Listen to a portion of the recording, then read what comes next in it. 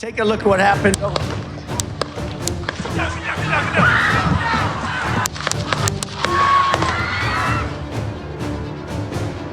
13 जुलाई की शाम अमेरिका के राष्ट्रपति चुनाव के इतिहास में वो शाम बन गई जिसमें अमेरिका के पूर्व राष्ट्रपति डोनाल्ड ट्रंप पर जानलेवा हमला किया गया। हमलावर की गोली ट्रंप के कान को छूती हुई गुजरी और वो इस घटना में बाल बाल बचे। ट्रंप पर यह हमला 20 साल के नौजवान थॉमस मैथ्यू क्रुक्स ने किया था, जिसे सीक्रेट सर्विस के लोगों ने मौके पर ही मार गिराया। ट्रंप पर यह हमला तब हुआ जब वो पेंसिल्वेनिया में हुई एक चुनावी रैली को संबोधित कर रहे थे। इस घटना के साथ साथ वो तस्वीर भी बहुत चर्चा में आ गई, जिसमें गोली चलने के बाद कान से चेहरे की तरफ बहते खून के बाद भी अपनी मुट्ठी बांधे खड़े हैं।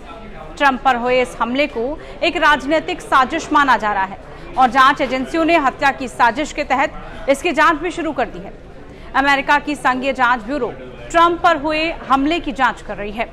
अभी तक उसने हमले से जुड़े मकसद को साझा नहीं किया है, लेकिन इस मामले में जांच अधिकारियों की शक की सुई ईरान की तरफ भी घूम रही है। बताया जा रहा है कि अमेरिका को इस पर एक बड़ा सुराग मिला है।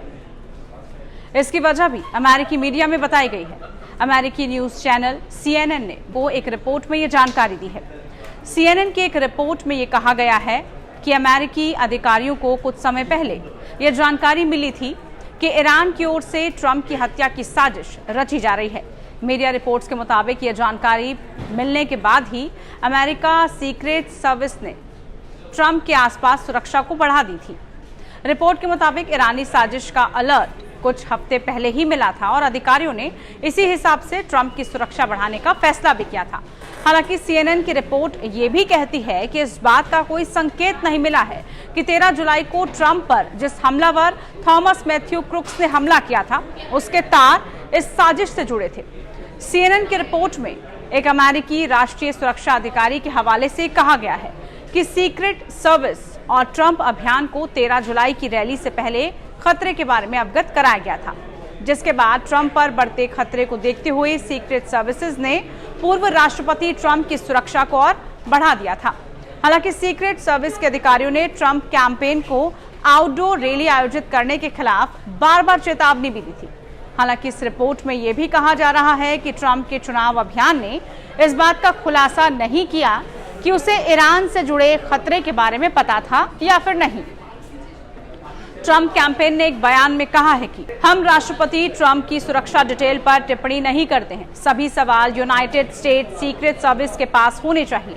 ईरानी साजिश का अलर्ट मिलने और इजराइल के साथ अमेरिका को भी अपना दुश्मन समझने की वजह से अमेरिकी जांच एजेंसी का शक ईरान की तरफ है। इसके पीछे की एक वजह यह भी है कि ट्रंप समेत अन्य रिपब्लिकन ईरान के खिलाफ आक्रामक रहे हैं। अमेरिका को भी ये लगता है कि ईरानी सेना के इस्लामिक रेवोल्यूशनरी गार्ड कॉर्प्स के कमांडर कासिम सुलेमानी, जो जनवरी 2020 में बगदाद अंतर्राष्ट्रीय हवाई अड्डे पर टारगेटेड ड्रोन अमेरिकी हवाई हमले में मारे गए थे। अमेरिका और यूरोप दोनों ने कुद्स फोर्स को आतंकवादी संगठन माना। सुलेमानी को व्यापक रूप से ईरान के सर्वोच्च नेता अयातुल्लाह खामेनेई के बाद देश में दूसरे सबसे शक्तिशाली व्यक्ति के रूप में देखा जाता है। डोनाल्ड ट्रंप ने जनरल कासिम सुलेमानी पर अमेरिकी राजनयिकों और सैन्य कर्मियों पर भयावह हमलों की साजिश रचने का आरोप भी लगाया था। ट्रंप ने ही सुलेमानी पर हमले की मंजूरी भी दी थी। अमेरिकी रक्षा विभाग ने हमले की जिम्मेदारी लेते हुए तब एक बयान भी जारी किया था, जिसमें कहा गया था राष्ट्रपति के निर्देश पर अमेरिकी सेना ने नामित विदेशी आतंकवादी संगठन Islamic revolutionary guard corps Quds force के प्रमुख कासिम सुलेमानी को मारकर विदेशों में अमेरिकी कर्मियों की सुरक्षा के लिए निर्णायक रक्षात्मक कार्रवाई की है। लिहाजा अमेरिका को लगता है कि ईरान सुलेमानी की मौत का बदला ट्रंप से लेना चाहते हैं। ट्रंप इस वजह से लंबे समय तक ईरान के इसके निशाने पर भी रहे हैं। ईरान ने बार बार सुलेमानी की हत्या का बदला लेने की कसम भी खाई है। यही वजह है कि राष्ट्रीय सुरक्षा पर काम करने वाले ट्रंप प्रशासन के पूर्व वरिष्ठ अधिकारियों को अभी भी कड़ी सुरक्षा मिली हुई है। ट्रंप से पहले अमेरिका के पूर्व राष्ट्रीय सुरक्षा सलाहकार जॉन बोल्टन और पूर्व विदेश मंत्री माइक पोपियो भी ईरानी हत्या की साजिश का शिकार बन चुके हैं। इसलिए स्वाभाविक तौर पर अमेरिका का शक ईरान की तरफ जा रहा है। हालांकि अमेरिका में ईरान के स्थायी मिशन ने इस बात से इनकार किया है कि ट्रंप की हत्या को लेकर ईरान ने कोई भी साजिश रची है। मिशन के एक प्रवक्ता ने CNN को बताया है कि ईरान का कहना है कि उस पर लगाए गए ये आरोप निराधार और दुर्भावनापूर्ण है। साथ ही ईरान ने यह भी कहा है कि ईरान के दृष्टिकोण से ट्रंप एक अपराधी हैं जिन पर जनरल सुलेमानी की हत्या का आदेश देने के लिए अदालत में मुकदमा चलाया जाना चाहिए और दंडित भी किया जाना चाहिए।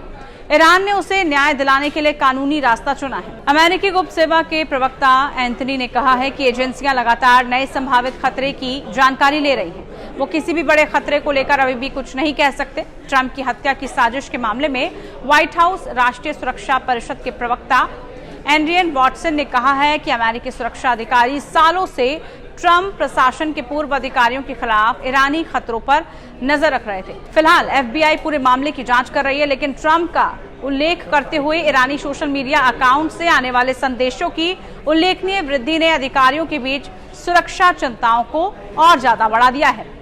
आपको वीडियो कैसी लगी जरूर बताइए। इस तरह की तमाम वीडियोस के लिए आप बने रहिए टाइम्स नाउ भारत डिजिटल के साथ। नमस्कार।